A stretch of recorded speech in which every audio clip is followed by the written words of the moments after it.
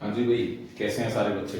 बहुत बढ़िया। अगर आप लोगों को याद हो, हम लोग यहाँ पर अपना एक चैप्टर पढ़ाई कर रहे थे और उस चैप्टर का नाम था केमिकल रिएक्शंस एंड इक्वेशंस। और अगर आप रिलेट करें, हम अभी तक अपने केमिकल रिएक्शन इक्वेशंस की 5 लेक्चर्स पढ़ के जा चुके हैं। और उन 5 लेक्चर्स के बाद आज हम 6 लेक्चर के लिए मिल रहे हैं। जो भी बच्चे ऑनलाइन पढ़ाई कर रहे हैं उनको मैं बोलना चाहूंगा, सबसे पहली बात, अगर आप फर्स्ट टाइम पढ़ रहे हैं, वो जो हमने पहले 5 लेक्चर्स पढ़े हैं उनको जरूर पढ़ के आए, तभी आपको आज की क्लास में बहुत अच्छी ग्रिप मिलेगी। And at the same time जो भी बच्चे ऑनलाइन पढ़ रहे हैं वो अपने साथ एक कॉपी पेन जरूर रखें, बिकॉज आज भी हम लोग बहुत अच्छा अच्छा कंटेंट सीखने वाले हैं और बहुत अच्छा अच्छा कंटेंट हम समझने भी वाले हैं, इसलिए अपनी कॉपी पेन को जरा रेडी रखें। तो अगर आप अपनी प्रीवियस क्लासेस को रिलेट करें, हम लोग ना केमिकल रिएक्शंस इक्वेशंस के अंदर काफी सारे टॉपिक पढ़कर जा चुके हैं और एट प्रेजेंट हमारे इस केमिकल रिएक्शन एंड इक्वेशन के अंदर हमारा एक टॉपिक चल रहा है और उस टॉपिक का नाम था टाइप्स ऑफ केमिकल रिएक्शन। हम केमिकल रिएक्शंस के टाइप्स को डिस्कस करने वाले थे। आप लोगों को अगर पिछली क्लासेस याद हो, हम लोग अपने इस टाइप्स के अंदर 2 टाइप्स को डिस्कस कर जा भी चुके थे। हम लोगों ने अपने पास कॉम्बिनेशन रिएक्शन को पढ़ लिया, जिसमें बहुत सारी चीजें आपस में कंबाइन हो जाती हैं, ऐड हो जाती है, मिक्स हो जाती हैं और एक नया सब्सटेंस बनाती है। And at the same time हम लोगों ने एंडोथर्मिक और एक्सोथर्मिक वाला टाइप भी डिस्कस कर लिया है। एंडोथर्मिक के अंदर हीट इनपुट करवाना पड़ता है और एक्सोथर्मिक के अंदर आउटपुट में मिलता है। तो हम लोग ये 2 टाइप्स डिस्कस कर चुके हैं। हम लोगों ने टोटल 6 टाइप्स डिस्कस करने हैं, जो हमने प्रीवियस क्लास में लिखे भी थे सारे नाम। आज हम इन 6 टाइप्स के अंदर से 2 टाइप डिस्कस करने के बाद अपने थर्ड टाइप को इंट्रोड्यूस करते हैं। और ये जो थर्ड टाइप का केमिकल रिएक्शन आज हम लोग पढ़ने वाले हैं, उस थर्ड टाइप के केमिकल रिएक्शन का नाम है डीकंपोजिशन रिएक्शन।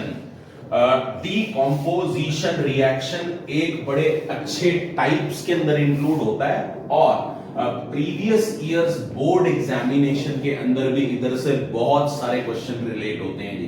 तो इसलिए इस रिएक्शन के अंदर हम लोग बहुत सारी बातें पढ़ेंगे और प्रीवियस ईयर्स के अंदर बहुत सारे क्वेश्चन इंट्रोड्यूस हुए हैं। इसका ये मतलब नहीं बाकी सारी चीजें इंपॉर्टेंट है, इंपॉर्टेंट सब कुछ होता है, हमने छोड़ के कुछ भी नहीं जाना, हमने हर चीज को परफेक्टली फाइन पढ़ के जाना है ताकि कुछ भी क्वेश्चन आए हम लोग उसे अटेम्प्ट कर लें।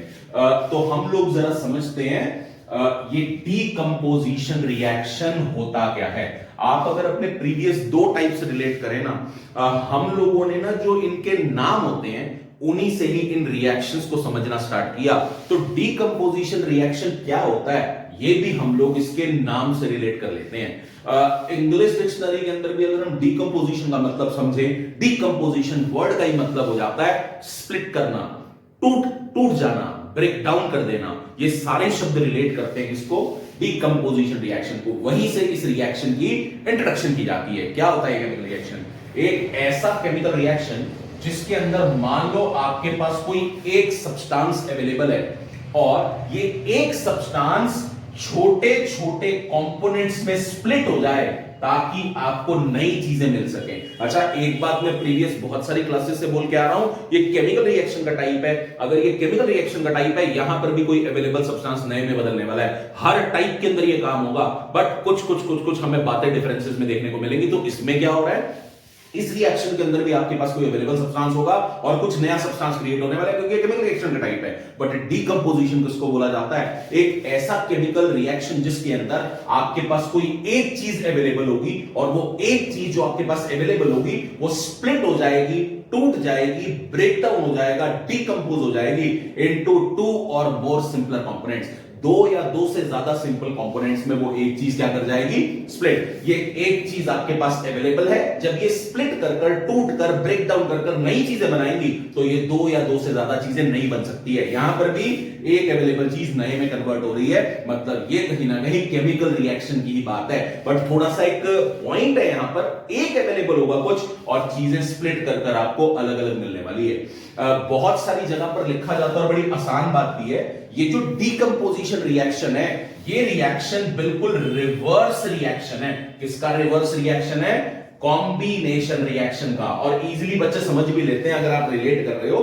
कॉम्बिनेशन रिएक्शन के अंदर हमने बोला था बहुत सारी सिंपलर चीजें आपस में जुड़ती हैं और जुड़ने के बाद एक नया सब्सटेंस क्रिएट करती हैं। यहां अगर आप रिलेट करो, आपके पास एक सब्सटेंस है और वो एक सब्सटेंस छोटे छोटे सब्सटेंसेस में क्या हो रहा है, स्प्लिट हो रहा है। तो ये कॉम्बिनेशन से बिल्कुल उल्टी बात चल रही है। कॉम्बिनेशन में छोटी छोटी चीजें जुड़ी और जुड़ने के बाद एक सब्सटेंस क्रिएट हो गया, और डिकम्पोजिशन में क्या हो रहा है, कोई एक सब्सटेंस है और वो छोटे छोटे कंपोनेंट में क्या हो रहा है, स्प्लिट। तो कुछ बुक्स के अंदर क्वेश्चन भी रिलेट किया जाता है, व्हाई इज डिकम्पोजिशन ऑपोजिट या रिवर्स ऑफ कॉम्बिनेशन। बड़ा सिंपल सा उसका आंसर, कॉम्बिनेशन रिएक्शन में चीजें जुड़ती हैं और एक बनता है कोई ना कोई कंपाउंड, और डिकम्पोजिशन रिएक्शन के अंदर हमारे पास कोई एक चीज अवेलेबल है और वो छोटे छोटे कंपोनेंट में क्या हो रही है, स्प्लिट हो रही है। तो जब डिकम्पोजिशन रिएक्शन की हम लोग थोड़ी सी डेफिनेशन की बात करें, तो उस डेफिनेशन के अंदर हमें थोड़ा ये पॉइंट भी याद रखना चाहिए, it is reverse of combination reaction. अच्छा, उसके बाद इस डिकम्पोजिशन रिएक्शन की दूसरी बात देखो, एक लॉजिकल बात है और थोड़ी समझने वाली बात है। मैं आपको कह रहा हूं कि आपके पास ना कोई एक अवेलेबल, अच्छा ये जो मैंने यहाँ एबीसी लिखा है ना, ये सिर्फ समझाने के लिए लिखा है, कोई एक चीज होगी, ए यहां कुछ भी हो सकता है, अभी हम एग्जांपल की भी बात करेंगे, वो स्प्लिट हो गया और बी सी डी कुछ कंपोनेंट्स बन गए, जैसे अभी आपको रिएक्शंस में भी क्लियर होगा, ठीक है। अच्छा, दूसरी बात डिकम्पोजिशन रिएक्शन की जो रिलेट होती है वो क्या होती है, जब भी कभी डिकम्पोजिशन रिएक्शन होता है, देखो मैं आपको क्या बोल रहा हूं, हमारे पास एक अवेलेबल सब्सटेंस है और ये एक अवेलेबल सब्सटेंस स्प्लिट कर रहा है, ब्रेक डाउन कर रहा है, टूट रहा है छोटे कंपोनेंट में। अब अगर इस एक केमिकल सब्सटेंस को तोड़ना है, केमिस्ट्री के अकॉर्डिंग ये एक अवेलेबल सब्सटेंस मैटर होगा और मैटर के एटम ने एक दूसरे को पकड़ के रखा होगा। अगर हम लोगों को इस सब्सटेंस को स्प्लिट करना है, ब्रेक करना है, तोड़ना है या डिकम्पोज करना है, इसको डिकम्पोज करने के लिए वो एटम एटम के बीच की एनर्जी को उस बॉन्ड को तोड़ना पड़ेगा या उस फोर्स को तोड़ना पड़ेगा जो इसके एटम्स ने आपस में एक दूसरे को पकड़ के रखा होगा। हेंस अगर हम लोगों को इस एक अवेलेबल सब्सटेंस को स्प्लिट करना है ना, स्प्लिट करने के लिए डिकम्पोजिशन रिएक्शन की एक नेसेसरी कंडीशन है, आपको इस एक अवेलेबल सब्सटेंस को एनर्जी जरूर प्रोवाइड करनी पड़ेगी। आप जब इस एक अवेलेबल सब्सटेंस को एनर्जी प्रोवाइड करेंगे, उस एनर्जी को रिसीव करने के बाद इसके एटम एटम के बॉन्ड स्प्लिट टूट जाएंगे और टूटने के बाद ही ये छोटे कंपोनेंट्स में क्या होगा, स्प्लिट होगा। मतलब डिकम्पोजिशन रिएक्शन की एक नेसेसरी सी बात है, इसमें ना हम लोगों को एनर्जी प्रोवाइड करनी पड़ती है। जो अवेलेबल सब्सटेंस आपके पास होगा, उस अवेलेबल सब्सटेंस को आपको एनर्जी प्रोवाइड करनी पड़ेगी। मतलब आप रिलेट कर लो, ये एक तरह को कुछ एंडोथर्मिक वाली बात चल रही है, मतलब यहां पर हमें कुछ इनपुट करवाना पड़ेगा तभी ये बात होगी, लेकिन कोई ना कोई एनर्जी देकर आपकी ये चीज स्प्लिट होगी। अब मैंने बोला आपको इस एक अवेलेबल सब्सटेंस को एनर्जी देनी पड़ेगी, तब जाकर वो छोटे कंपोनेंट में क्या होगा, स्प्लिट होना स्टार्ट हो जाएगा। ये जो हम इस एक अवेलेबल सब्सटेंस को एनर्जी देते हैं, हम तीन तरह की एनर्जीज देकर एक अवेलेबल सब्सटेंस को स्प्लिट कर सकते हैं। वो तीन तरह की एनर्जी हम कौन कौन सी देते हैं, या तो आप इस एक अवेलेबल सब्सटेंस को हीट एनर्जी दे दो, हीट एनर्जी मिलते ही इस एक अवेलेबल सब्सटेंस की स्प्लिटिंग हो जाएगी, ब्रेकेज हो जाएगी और ये नए कंपोनेंट्स में क्या हो जाएगा, स्प्लिट हो जाएगा। या फिर अगर हम लोग हीट नहीं देना चाहते, आप इस एक अवेलेबल सब्सटेंस को सनलाइट प्रोवाइड कर दो। आप जब इस एक अवेलेबल सब्सटेंस को सनलाइट प्रोवाइड करोगे, वो भी एक तरह की एनर्जी है, वो भी इस चीज को स्प्लिट कर देगी छोटे छोटे कंपोनेंट में। अगर हम हीट नहीं सप्लाई कर रहे, सनलाइट नहीं सप्लाई कर रहे, तो हम एक तीसरे फॉर्म की एनर्जी भी दे सकते हैं, और वो तीसरे फॉर्म की एनर्जी हम कौन सी दे सकते हैं, इलेक्ट्रिसिटी। इलेक्ट्रिसिटी देकर भी हम इस एक अवेलेबल सब्सटेंस को क्या किया जा सकता है, स्प्लिट किया जा सकता है। मतलब कंक्लूडिंगली एक ऐसा रिएक्शन जिसके अंदर एक अवेलेबल सब्सटेंस छोटे कंपोनेंट में स्प्लिट हो जाए, दैट इज डिकम्पोजिशन रिएक्शन। ये रिवर्स है कॉम्बिनेशन का, कॉम्बिनेशन में चीजें जुड़ रही हैं, एक बना रही हैं, यहां एक चीज छोटों में टूट रही है, स्प्लिट हो रही है, इसलिए रिवर्स है। और अगर कहीं पर भी डिकम्पोजिशन रिएक्शन को करना है, इस डिकम्पोजिशन रिएक्शन को करने के लिए हम लोगों को एनर्जी प्रोवाइड करनी पड़ेगी, और तीन फॉर्मेट्स, तीन तरह की एनर्जी हम लोग प्रोवाइड कर सकते हैं, या तो हीट एनर्जी, या सनलाइट वाली एनर्जी, या इलेक्ट्रिसिटी वाली एनर्जी। अगर इस एक चीज को स्प्लिट करने के लिए हम लोग हीट एनर्जी प्रोवाइड करें, फिर इस डिकम्पोजिशन को बोला जाता है थर्मल डिकम्पोजिशन। अगर कौन सी एनर्जी दे रहे हो, हाँ जी, हीट एनर्जी अगर आप प्रोवाइड कर रहे हो, तो फिर उस डिकम्पोजिशन को बोला जाता है थर्मल डिकम्पोजिशन। अगर हम सनलाइट देकर एक सब्सटेंस को स्प्लिट कर रहे हैं, ब्रेक कर रहे हैं, फिर उस डिकम्पोजिशन को बोला जाता है फोटोलिटिक डिकम्पोजिशन। अगर आपने क्या प्रोवाइड की है, सनलाइट वाली एनर्जी देकर स्प्लिट की है, तो उसे बोला जाता है फोटोलिटिक डिकम्पोजिशन। अगर हम लोग इलेक्ट्रिसिटी देकर किसी चीज को स्प्लिट कर दें, फिर उसको बोला जाता है इलेक्ट्रोलिटिक डिकम्पोजिशन।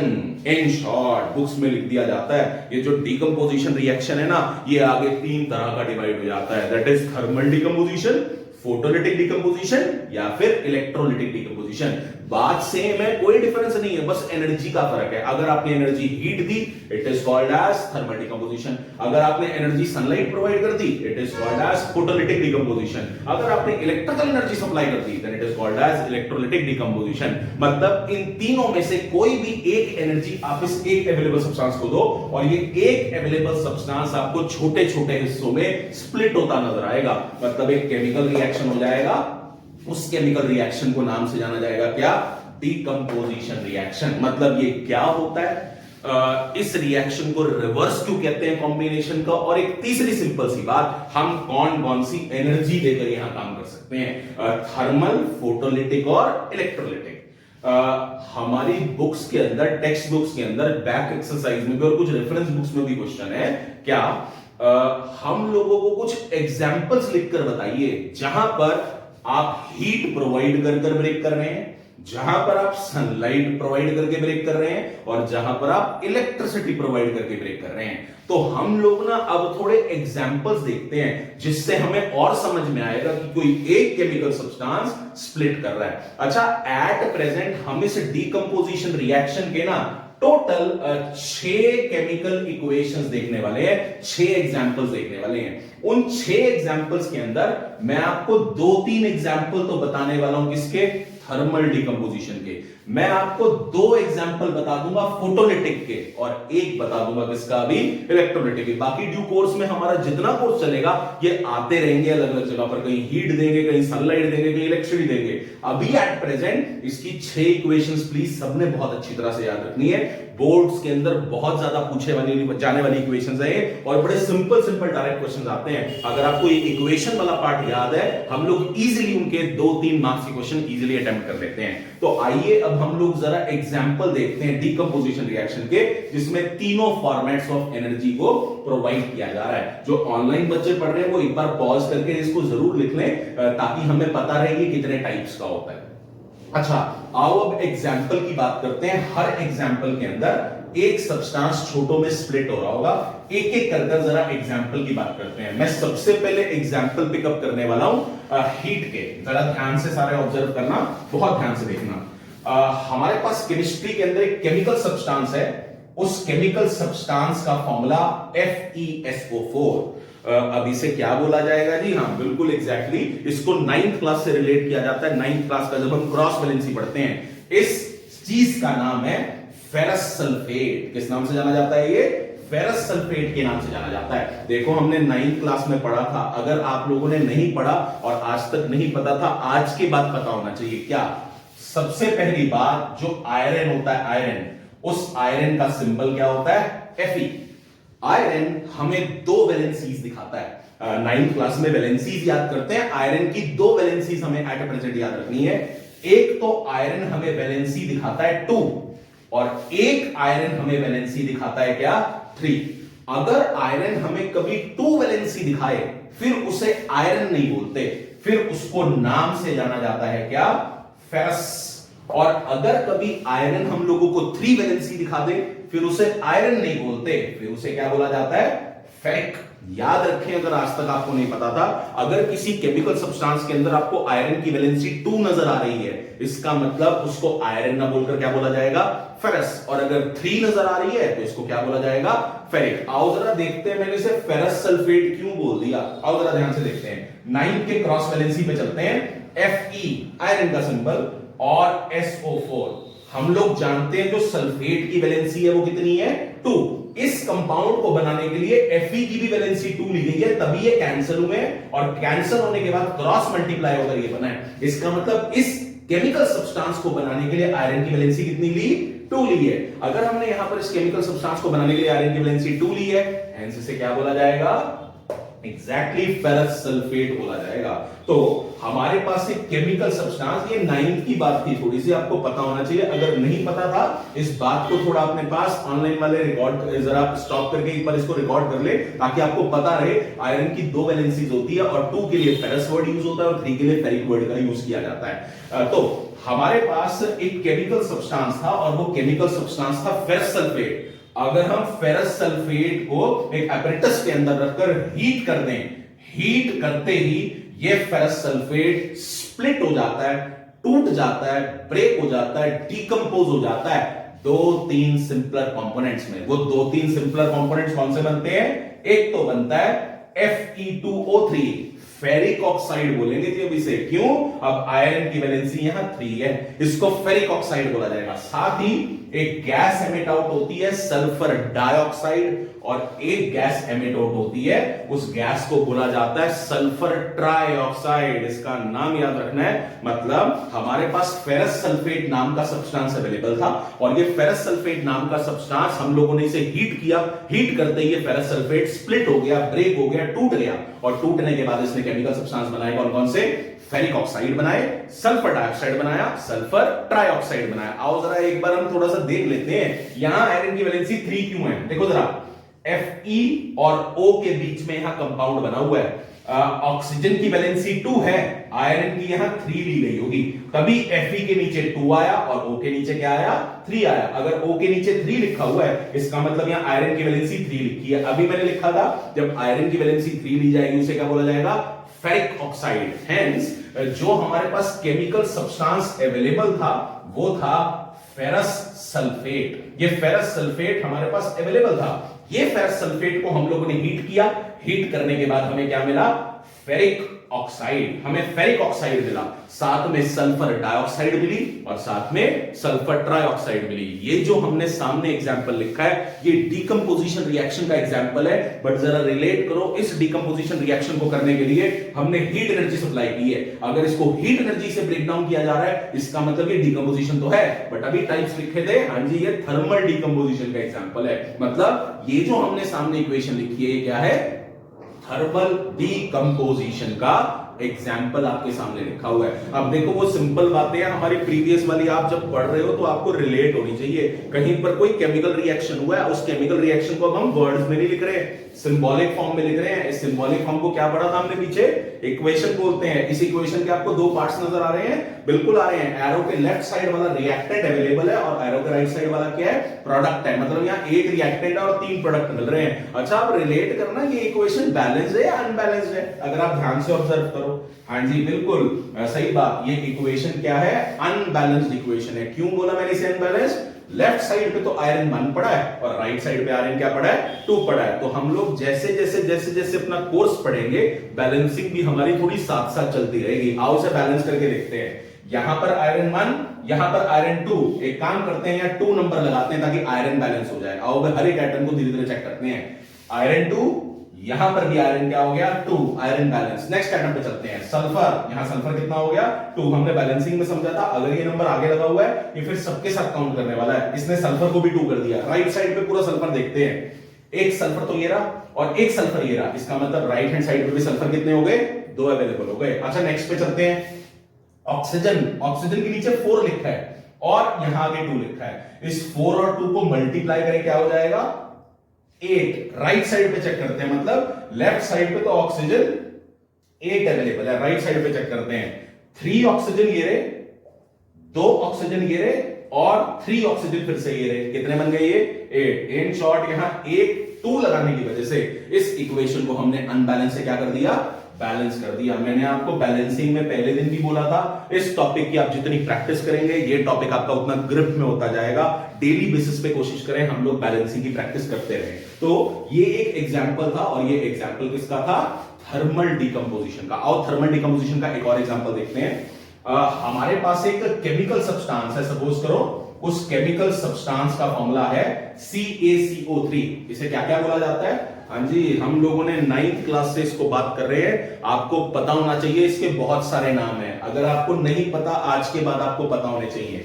एक तो इसको कैल्शियम कार्बोनेट बोला जाता है, या फिर इसको चॉक भी बोला जाता है, या फिर इसको मार्बल भी बोला जाता है, या फिर इसको बहुत प्राइमरी लाइमस्टोन के नाम से भी जाना जाता है। आपको ये सारे नाम अपने टिप्स पे पता होने चाहिए, जैसे आपको कार्टून के सारे नाम बड़े टिप्स पे याद होते हैं बहुत लोगों को, उसी तरीके से हमें ये नाम बहुत अच्छे से याद होने चाहिए। जैसे कैल्शियम कार्बोनेट भी बोलते हैं, इसे चॉक भी बोलते हैं, चॉक बनाने में काम आता है, इसे लाइमस्टोन भी बोलते हैं, इसे मार्बल भी बोलते हैं, मार्बल फ्लोर टाइल्स को बनाने में भी काम आता है। तो हमारे पास एक ऑनलाइन वाले जरा पॉज करके नाम लिख लेना अगर नहीं पता, और सारे बच्चों को आज के बाद ये नाम पता होने चाहिए। एक तो फेरिक फेरस पता होना चाहिए और आज के बाद ये नाम भी पता होने चाहिए। हम हालांकि इसको 9 से रिलेट कर रहे हैं। तो हम लोगों के पास एक केमिकल सब्सटेंस है, और वो केमिकल सब्सटेंस कौन सा अवेलेबल है हमारे पास? Calcium carbonate. इस कैल्शियम कार्बोनेट को अगर हम एपरेटस के अंदर रखकर हीट कर दें, हीट करने की वजह से क्या होगा, ये एक कंपाउंड कैल्शियम कार्बोनेट अपने आप को स्प्लिट कर लेगा, और स्प्लिट करने के बाद क्या बनाएगा? आपको दो कंपोनेंट प्रोड्यूस करके देगा, दो, दैट इज कैल्शियम ऑक्साइड और कार्बन डाइऑक्साइड। इसके भी नाम आपको पता होने चाहिए। एक तो इसे कैल्शियम ऑक्साइड बोलते हैं, और एक इसे क्विक लाइम भी बोला जाता है। माइंडेड, ये जो बातें हमारी चलती जा रही है ना, कोशिश करें इनको एक जगह पर सेपरेट लिख लें, ताकि हम लोग जब अपना पूरा कोर्स पढ़ लें ये एक जगह पे आपको सेपरेट आउट मिले और फिर हमें ये एग्जाम में डिस्टर्ब ना करें। तो इसको क्विक लाइम भी बोलते हैं, और इसे कैल्शियम ऑक्साइड के नाम से भी जाना जाता है। तो ये जो हमारे पास कैल्शियम कार्बोनेट था, ये कैल्शियम कार्बोनेट स्प्लिट हो गया, और स्प्लिट होने के बाद इसने क्या बनाया? कैल्शियम ऑक्साइड और कार्बन डाइऑक्साइड गैस। मैं साथ साथ नाम रब कर रहा हूं, आप लोग पॉज करके उसे करते रहना ताकि आपको याद रहे। तो ये हमारा दूसरा एग्जांपल, जिसके अंदर हमने कौन सी एनर्जी सप्लाई की? हीट। इसका मतलब यह हीट एनर्जी सप्लाई हुई है, मतलब ये थर्मल डिकम्पोजिशन रिएक्शन का एक परफेक्ट एग्जांपल है। आओ डिकम्पोजिशन रिएक्शन में थर्ड एग्जांपल भी देखते हैं, हीट का। ध्यान से देखना ये भी। थर्ड एग्जांपल, हमारे पास एक केमिकल सब्सटेंस अवेलेबल है, और वो केमिकल सब्सटेंस हमारे पास अवेलेबल है, क्या नाम है इसका? 9 से, इसका नाम है लेड नाइट्रेट। हम अगर लेड नाइट्रेट को एपरेटस पे रखकर हीट कर दें, हीट करने की वजह से क्या होगा? ये लेड नाइट्रेट आपके 3 सिंपल कंपोनेंट्स के अंदर स्प्लिट हो जाएगा, और क्या क्या बनने वाला है? एक तो आपको ये प्रोड्यूस करके देगा लेड ऑक्साइड, एक ये आपको प्रोड्यूस करके देगा नाइट्रोजन डाइऑक्साइड, और एक ये प्रोड्यूस करके देगा क्या? Oxygen gas. मतलब लेड नाइट्रेट अब अपने आप को स्प्लिट कर रहा है, और स्प्लिट कर रहा है हीट एनर्जी मिलने की वजह से लेड ऑक्साइड, नाइट्रोजन डाइऑक्साइड और ऑक्सीजन गैस में। इसका मतलब ये वाला जो हमने एग्जांपल लिखा, ये भी डीकंपोजिशन रिएक्शन का एग्जांपल है, और डीकंपोजिशन रिएक्शन के अंदर ये टिपिकली क्या है? Thermal decomposition.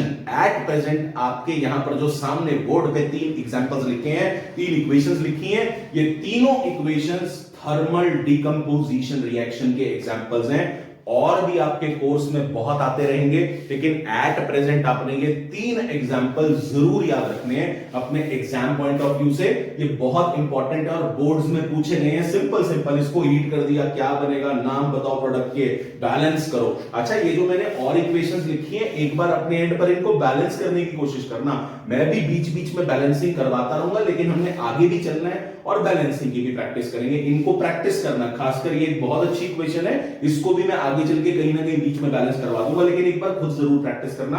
आप जब देखकर बैलेंसिंग करोगे वो इतना फ्रूटफुल नहीं रहेगा, आप जब खुद करके उसे करोगे ना तो उसको बहुत फ्रूटफुल रिजल्ट मिलने वाले हैं। Practice, practice and practice, practice से सारा काम होता है, इसलिए प्रैक्टिस से बहुत ज्यादा ध्यान से हम लोगों को करना है। तो ये तीनों एग्जांपल किसके हैं? Thermal decomposition. अच्छा, एक और बात, जब ना हम लोग किसी केमिकल सब्सटेंस को हीट देते हैं, तो ना हम लोग ना एरो के ऊपर बार बार हीट नहीं लिखते, बार बार हम एरो के ऊपर हीट नहीं लिखते। उस हीट की जगह एक ट्राइंगल बना दिया जाता है। इस ट्राइंगल का या केमिस्ट्री का मतलब हीट ही होता है। मतलब आज के बाद अगर आपको किसी केमिकल इक्वेशन के अंदर एरो के ऊपर ट्राइंगल बना नजर आए ना, आपको वहां हिट होना चाहिए दिमाग में, ये थर्मल डिकम्पोजिशन है, मतलब यहां हीट एनर्जी सप्लाई की गई है। इस ट्राइंगल को वैसे डेल्टा बोला जाता है। क्या बोला जाता है? डेल्टा। लेकिन यहां पर केमिस्ट्री के अंदर इसको रिलेट करना है कि ये डेल्टा का मतलब यहां हीट एनर्जी सप्लाइड है। बार बार ऊपर हीट नहीं लिखेंगे हम लोग, वहां क्या बना देंगे? ट्राइंगल। और कोई ज्योमेट्रिक फिगर मत बना देना जी, यहां पे ट्राइंगल बनाया जाएगा, और ट्राइंगल रिलेट करता है हीट का। तो हम लोगों को डीकंपोजिशन के टोटल एग्जांपल पढ़ने हैं कितने? 6 एग्जांपल पढ़ने हैं। 6 में से ये 3 आपके सामने लिखे हैं। जो ऑनलाइन पढ़ रहे हैं एक बार पॉज कर इन तीनों को नोट कर लेना और इनको ध्यान से क्लब करना है। तो आइए हम लोग अब अपने अगले एग्जांपल्स पे चलते हैं, क्योंकि हमने पढ़ा था डीकंपोजिशन रिएक्शन 3 तरह की एनर्जी देकर हो जाता है। एक तरह की एनर्जी कौन सी है, अभी अभी हमने पढ़ा, थर्मल। आइए अब दूसरी एनर्जी पे चलते हैं, सनलाइट वाली। सनलाइट वाली एनर्जी के अंदर आप लोग प्लीज अभी दो एग्जांपल जरूर याद रखें। और वो दो एग्जांपल कौन कौन से हैं? एक केमिकल सब्सटेंस है हमारे पास, आप देख रहे हो 9 से इनका नाम सिल्वर क्लोराइड और इसका नाम सिल्वर ब्रोमाइड। अगर सिल्वर क्लोराइड और सिल्वर ब्रोमाइड को दोनों को बाहर सनलाइट में रख दिया जाए, दोनों को ये सनलाइट के अंदर रखने के बाद स्प्लिट कर जाते हैं, टूट जाते हैं। टूटने का मतलब सिल्वर अलग हो जाता है और क्लोरीन गैस अलग हो जाती है। यहां पर भी सिल्वर अलग हो जाता है और ब्रोमीन गैस क्या हो जाती है, अलग हो जाती है। मतलब ये दो एग्जांपल्स हमें थोड़ी सनलाइट वाले केस में याद रखने हैं। मतलब ये जो मैंने सामने दो एग्जांपल लिखे हैं ये डिकम्पोजिशन रिएक्शन तो है, बट ये फोटोलिटिक डिकम्पोजिशन के रिएक्शंस के एग्जांपल है, सिल्वर क्लोराइड और सिल्वर ब्रोमाइड। अच्छा, जब हम बुक्स पढ़ते हैं ना, हमें एक पॉइंट मिलता है, ये रिएक्शंस ब्लैक व्हाइट फोटोग्राफी के अंदर काम आते थे। ब्लैक व्हाइट फोटोग्राफी जब पहले के टाइम में, जैसे आप आजकल फोटोग्राफ्स क्लिक करते हैं, आजकल तो हमारे सेल फोन्स के अंदर कुछ माइक्रो एसडी कार्ड या इंटरनल स्टोरेज होती है। पहले के टाइम में जब फोटोग्राफ्स क्लिक की जाती थी तो ना कैमरास अलग आते थे और उन कैमरास के अंदर ना रोल डाले जाते थे। मे बी आपने कुछ ने देखा भी हो, एक रोल डाला जाता था और उस रोल के थ्रू फिर पिक्चर्स क्लिक की जाती थी। उस रोल को एक्चुअली बनाया जाता था कुछ केमिकल्स का, that is silver chloride silver bromide. इन्हीं रोल्स को, जिनको ये केमिकल्स का बनाया जाता था, ये हेल्प करते थे फिर हमें ब्लैक और व्हाइट फोटोग्राफी को ऑब्टेन करने के लिए। वो एक प्रोसीजर था पूरा ऑब्टेन करने का। बट एट प्रेजेंट आप इस रिएक्शन के अंदर थोड़ी सी ये बात याद रखें, ये जो सिल्वर क्लोराइड और सिल्वर ब्रोमाइड नाम के केमिकल्स हैं, इनसे वो कैमरास के रोल बनाए जाते थे पहले, और जब वो कैमरास के रोल बनाए जाते थे, उन कैमरास से फिर हम फोटोग्राफ ऑब्टेन करने पाते थे ब्लैक एंड व्हाइट। तभी लिखा जाता है ये जो सिल्वर क्लोराइड और सिल्वर ब्रोमाइड नाम के केमिकल्स है, ये ब्लैक व्हाइट फोटोग्राफी के अंदर यूज होते हैं। वो पूरा एक अलग प्रोसेस है कैसे होते थे, बट अभी हमें थोड़ा सा ये नाम रिलेट करना है। जैसे मैंने थोड़ा सा बता दिया, वो जो रोल्स होते थे ना पहले कैमरा में डालने वाले, उन रोल्स को बनाया जाता था सिल्वर क्लोराइड या सिल्वर ब्रोमाइड का। अच्छा, आपने देखा होगा जब उन कैमरे से फोटो क्लिक होती थी ना, तो उनका शटर ओपन होता था। शटर ओपन करते ना, कैमरे के अंदर लाइट आ जाती थी। जब कैमरे के अंदर लाइट आती थी ना, वो रोल के ऊपर आकर फॉल करती थी। ये रोल बना होता था सिल्वर क्लोराइड या ब्रोमाइड का, ये टूट जाते थे, फिर इंप्रेशन देते थे हमें।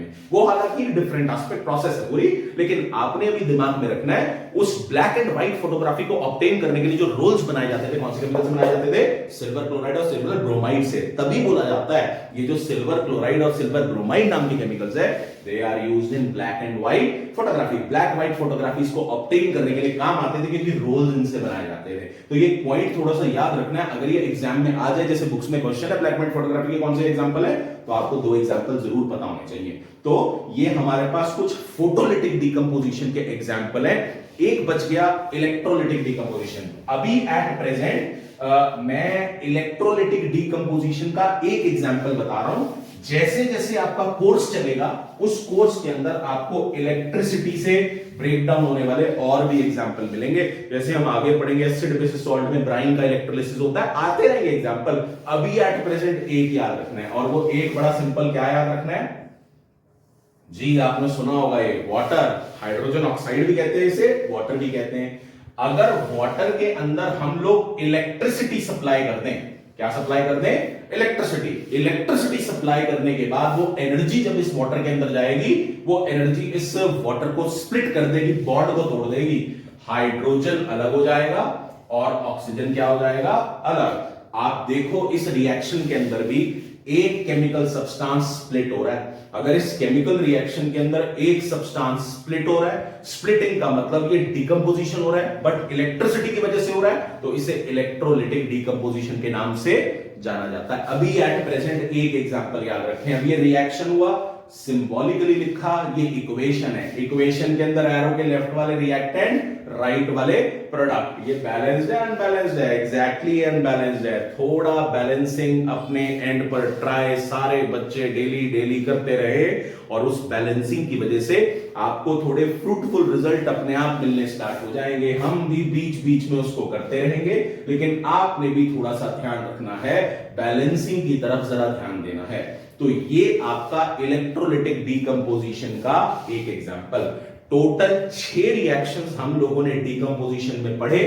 Ferrous sulphate, lead nitrate, calcium carbonate, ये तीनों थर्मल डीकंपोजिशन, आप अपने नोट्स में पिकअप कर लेना, थर्मल डीकंपोजिशन। उसके बाद सिल्वर क्लोराइड, सिल्वर ब्रोमाइड, जिनके वो रोल्स बनते थे ब्लैक व्हाइट फोटोग्राफी ऑब्टेन करने के लिए, सनलाइट से ब्रेक डाउन होता है, फोटोलिटिक डीकंपोजिशन। और वाटर इलेक्ट्रिसिटी देकर ब्रेक किया जाता है, डीकंपोज किया जाता है, सो इलेक्ट्रोलिटिक डीकंपोजिशन। ये हमने डीकंपोजिशन रिएक्शन के कितने एग्जांपल क्लब किए जी? 6।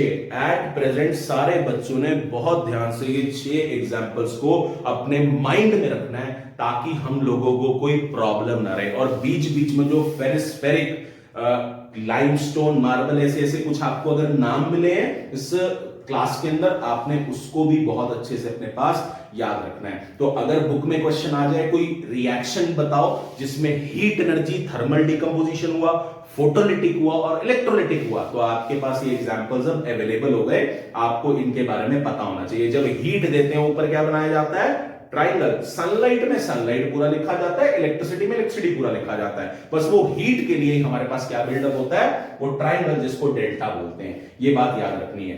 तो आज की इस क्लास के अंदर हमने अपने रिएक्शंस के टाइप्स पढ़ने थे, और उन टाइप्स के अंदर आज हम अपना थर्ड टाइप भी खत्म कर जा रहे हैं जी। और वो थर्ड टाइप कौन सा है? डिकंपोजिशन। एक सब्सटेंस स्प्लिट कर रहा है छोटे कंपोनेंट में, और इस डिकंपोजिशन रिएक्शन को रिवर्स क्यों बोला जाता है? कॉम्बिनेशन में चीजें जुड़ती हैं, एक बनती है, यहां एक चीज स्प्लिट हो जाती है, और एनर्जी देकर यहां ब्रेकडाउन होना पड़ेगा। और 3 तरह की एनर्जी पढ़ी हमने, तभी ये 3 तरह का हो गया। पहला थर्मल डिकंपोजिशन, दूसरा फोटोलिटिक डिकंपोजिशन, और तीसरा इलेक्ट्रोलिटिक डिकंपोजिशन। थोड़ा याद रखना है, वो कैमरास रोल जो बनते थे, उन कैमरास रोल को बनाने के लिए सिल्वर क्लोराइड या सिल्वर ब्रोमाइड का बहुत ज्यादा यूज किया जाता था ब्लैक व्हाइट फोटोग्राफी ऑब्टेन करने के लिए। तो उन 2 रिएक्शंस को याद रखना है, वो ब्लैक व्हाइट फोटोग्राफी में काम आते थे। बाकी इन एग्जांपल्स को भी याद रखना है जो हमने सारे लिखे। तो ये आपका डीकंपोजिशन रिएक्शन यहां पर क्या होता है? क्लब होता है। अगली क्लास, अगले लेक्चर के अंदर जब हम मिलेंगे, हम लोग अपने नए रिएक्शन की बात करेंगे, लेकिन मैं थोड़ा सा आपको ये इलेक्ट्रिसिटी से जब डीकंपोजिशन होता है ना, उसके अंदर कुछ कैथोड एनोड वाला सेटअप होता है। हमारी बुक्स में एक्टिविटी भी दी जाती है,